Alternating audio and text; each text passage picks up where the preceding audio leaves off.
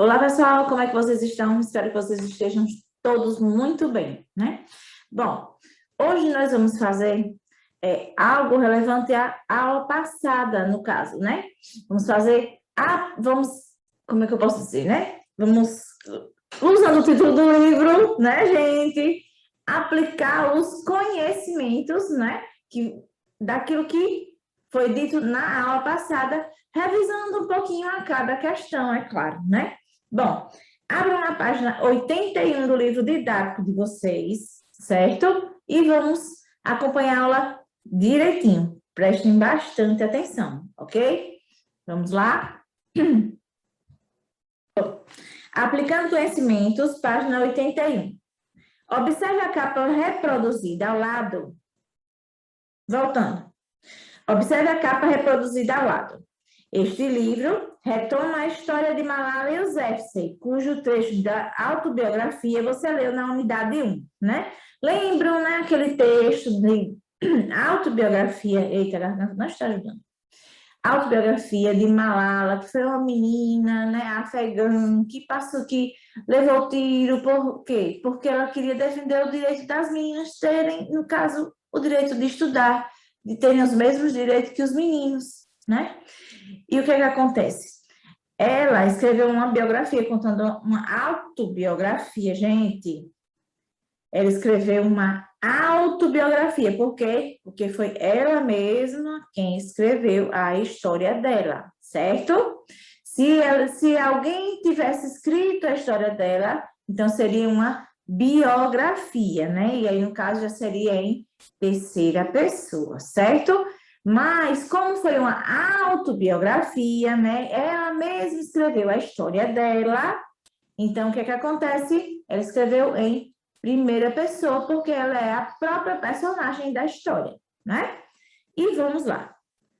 Bom, a jornalista Adriana Carranca conta a história de Malala com base no que viu e aprendeu no Vale do Swat, Paquistão, terra natal da menina, né? Ela até disse que era, não é afegã, mas é Paquistão, certo, gente? Então, vamos lá.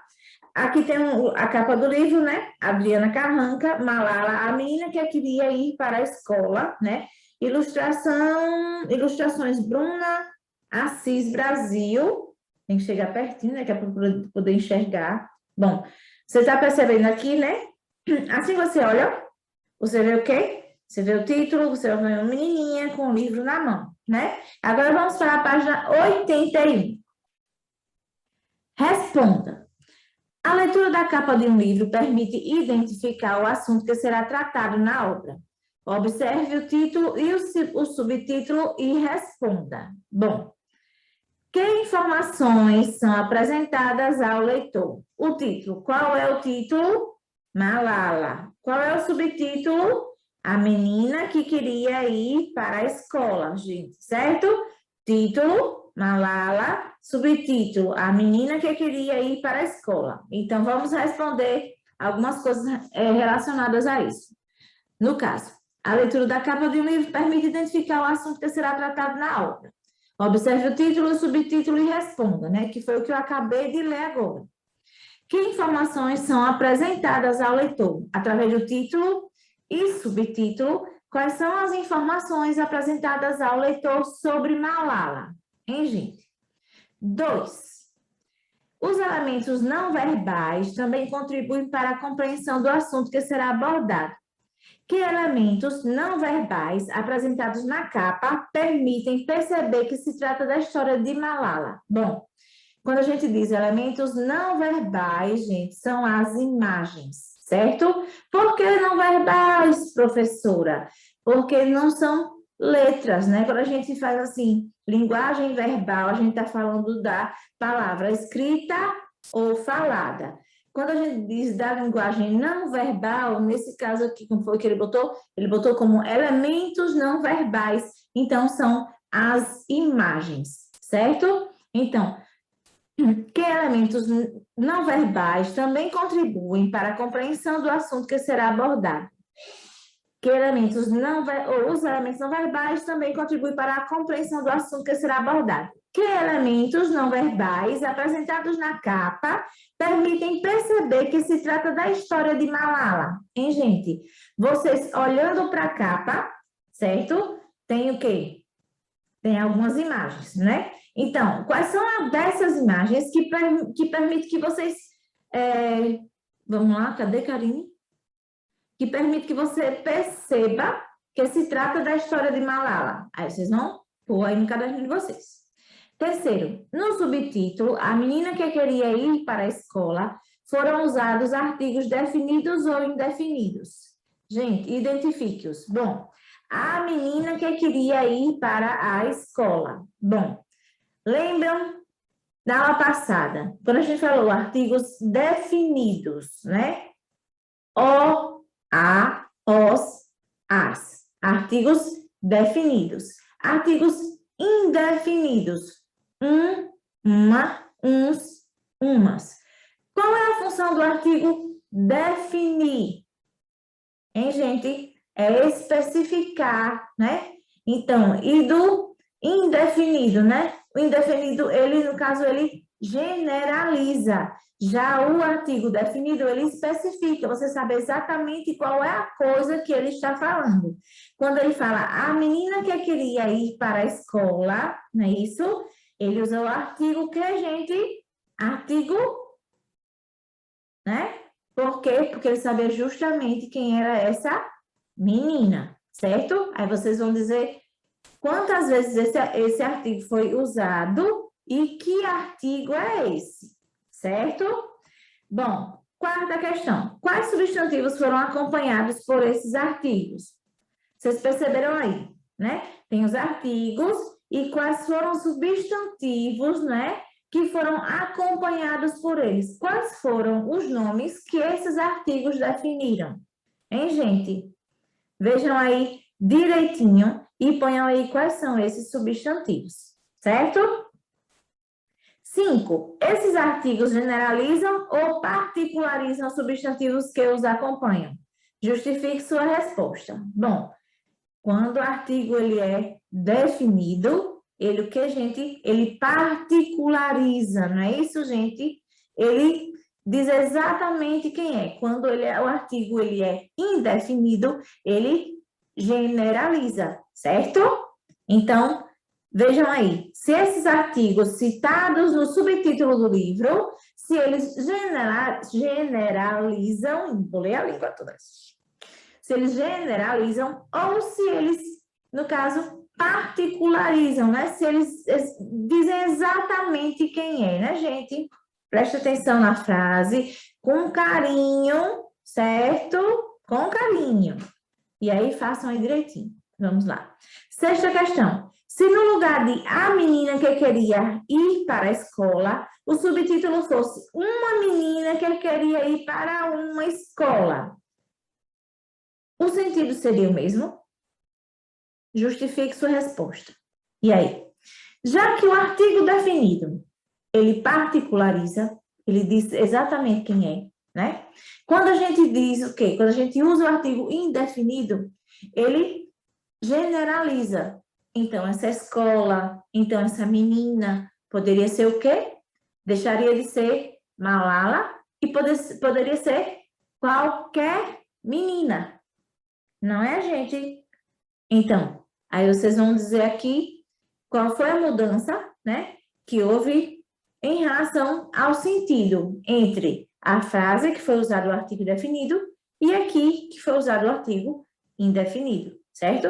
Vocês vão dizer qual foi o sentido que ficou agora usando o artigo indefinido, certo? E justificar a resposta. Vamos lá para outro texto. O texto a seguir questiona a necessidade de os adolescentes acordarem cedo para ir à escola. Leia-o e responda as questões propostas. Por que temos que acordar cedo para ir à escola? As escolas seguem o horário comercial. É ótimo para os pais, mas péssimo para os alunos. A ciência já provou que o ritmo dos adolescentes é outro. Vamos lá. Porque o sistema de ensino foi regulado para se ajustar ao horário comercial, facilitando a vida dos pais. Mas esse hábito não é nada saudável, não é nada saudável. A ciência já provou que o adolescente tem outro ritmo de sono. Ele naturalmente vai dormir mais tarde e precisa de no mínimo 8 horas de descanso. Isso significa que a escola deveria começar no mínimo 8h30. No mundo perfeito, entre as 9 e as 10 horas. Enquanto isso não acontece, jovens têm a capacidade de aprendizado, seu crescimento e sua estabilidade emocional seriamente afetados. Várias escolas de 44 dos 50 estados dos Estados Unidos da América já mudaram o horário das aulas, das 7h30 para as 8h30, para melhoras expressivas, ou com melhoras expressivas no rendimento e na alimentação dos alunos. No condado de Fayette, na Geórgia, os acidentes de carro entre jovens de 16 a 18 anos caíram 16%. Na St. George School, em Middleton, Rhode Island, alguma coisa assim, viu, gente? Gente, eu não sei falar inglês, viu? Eu já passei desse tempo assim, né? Esqueci as coisas que eu aprendi, certo? O total de estudantes sonolentos caiu de 49% para 20%. O ritmo deles é outro. Um adolescente só começa a liberar o hormônio do sono, a melatonina, a partir das 23 horas, 2 horas depois do horário padrão de adultos e de crianças. A produção só é interrompida a partir das 8 horas, ou seja, se ele acorda às 6 para ir à aula, serão menos 2 horas para o cérebro sonâmbulo, sem prestar atenção. Ou com o cérebro sonâmbulo, sem prestar atenção. É o equivalente a despertar um adulto às 4 para ir trabalhar. Para piorar, muitos adolescentes usam celulares ou computadores antes de dormir. Só que esses aparelhos emitem luz azul, parente da ultravioleta, irradiada pelo sol. Isso desregula a liberação de melatonina, já que é estimulada pela escuridão noturna. Especialistas recomendam deixar esses eletrônicos de lado pelo menos 2 horas antes de ir para a cama. Problemas ao dormir afetam o rendimento escolar, porque ao longo de 5 fases do sono, o cérebro peneira o aprendizado do dia, armazenado provisoriamente no hipocampo. Dados inúteis são eliminados e os importantes vão para o córtex. As informações complexas e de maior esforço lógico, como a matemática, são fixadas na 5ª fase, quando a gente sonha. O hormônio responsável pelo ganho de altura e peso estável na adolescência, o GH, é liberado principalmente na 3ª e 4ª fase do sono. A instabilidade do descanso pode diminuir as dosagens hormonais necessárias para o crescimento saudável. E, no caso de jovens marombas, o GH é extremamente importante para a recuperação e ganho muscular. Muita informação, né, gente? Mas interessante. Vamos lá. 7ª questão, na página 83, né? De acordo com o texto, por que nas escolas as aulas começam cedo? E aí, gente, por que é que vocês acham? Qual foi a justificativa que o texto deu para que as aulas começassem cedo, né? 8ª questão. O texto apresenta argumentos a favor ou contra o fato de os adolescentes precisarem acordar cedo para estudar. Tome como base as informações do primeiro parágrafo para justificar sua resposta. Qual é o primeiro parágrafo, professora? Aqui nessa parte que tem aí. Porque o sistema de ensino foi regulado para ajustar ao horário comercial, facilitando a vida dos pais, até aqui, né, seriamente afetados. Leia aqui essa primeira partezinha, certo? Para que você possa responder essa 8ª questão direitinho, ok? 9ª questão. Releia o trecho a seguir extraído do texto. Várias escolas de 44 dos 50 estados dos Estados Unidos da América já mudaram o horário das aulas das 7h30 para as 8h30, com melhoras expressivas no rendimento e na alimentação dos alunos. A. Reescreve esse trecho, substituindo os números destacados pelos numerais cardinais correspondentes. E aí, gente, eu li o quê? Numeral cardinal correspondente, né? Então, A forma que eu li aqui, eu já disse qual era o numeral cardinal, não é isso? Então, é a forma que a gente mais costuma falar, né? Dentro de frases assim, como é que eu posso dizer, né? Bom, o numeral cardinal vai ser igual à leitura que você fizer desses dois números aqui, né? Lembre-se que quando eu li, eu falei. Aí vocês vão dizer que vocês vão colocar aqui exatamente como eles são lidos, certo, gente? Né? Vamos lá. Lembrando disso, né? Substitua os números destacados pelos numerais cardinais correspondentes. Ou seja, vocês vão colocar aqui tudo em extenso, tudo por extenso, até os números, certo? Vamos lá. B. Qual é a importância dos dados numéricos apresentados no texto?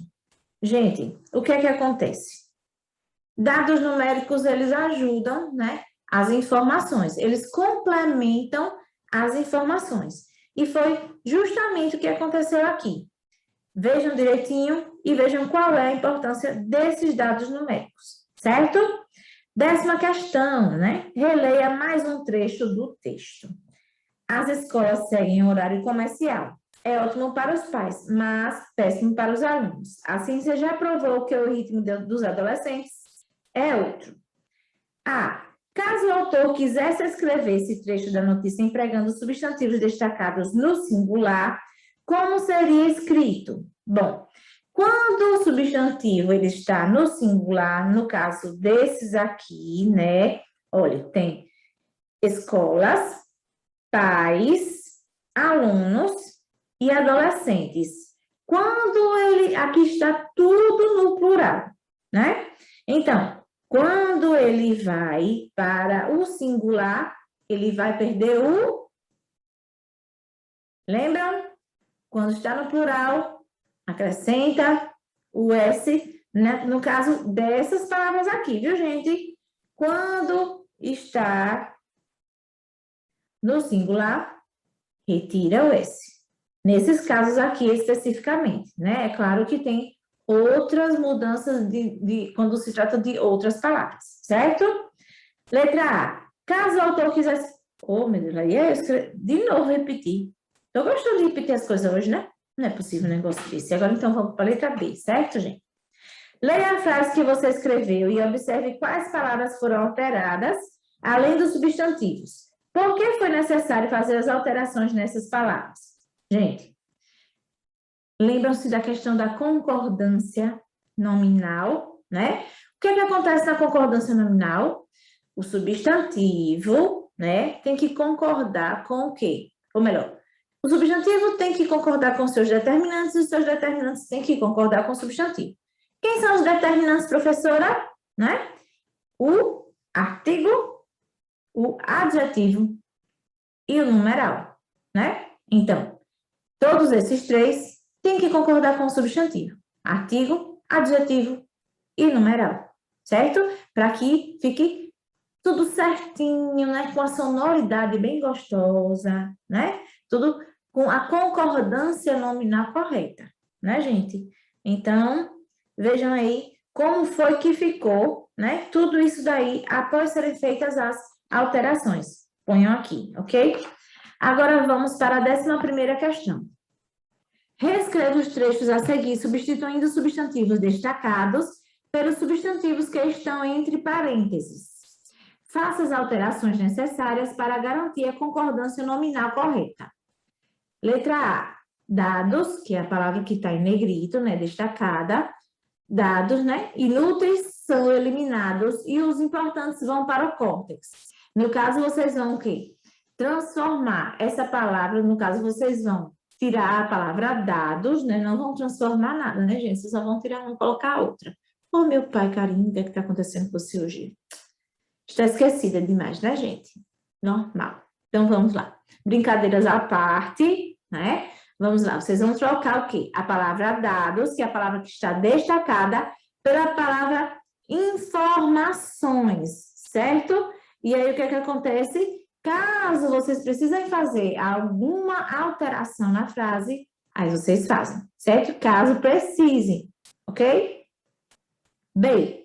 As informações complexas e de maior esforço lógico, como a matemática, são fixadas na quinta fase, quando a gente sonha. No caso, aí vocês vão trocar, vai fazer o contrário. Agora vocês vão trocar informações por dados, né? Fazendo a mesma coisa, viu, gente? Caso haja necessidade de fazer alteração. C. O hormônio responsável pelo ganho de altura e peso estável na adolescência, o GH, é liberado principalmente na terceira e quarta fases do sono. Aí, no caso, vocês vão trocar a palavrinha fases pela palavra estágios, certo? E faça tudo direitinho, prestem atenção, né? Lembre-se que isso o quê? Por que que acontece isso aqui? Vocês vão o quê? Vocês vão pegar, vocês vão fazer de um jeito, certo? Para que mantenha, né, a concordância nominal correta. Por isso que pode ser que seja necessário, né, fazer alguma alteração. Pode ser. Vejam direitinho, analisem as frases direitinho. Depois que eu fizer essa substituição, será que eu vou ter que fazer alguma alteração, certo? Vejam direitinho, lembrando que, o que é que acontece? Substantivo, ele vai concordar com adjetivo, artigo e numeral.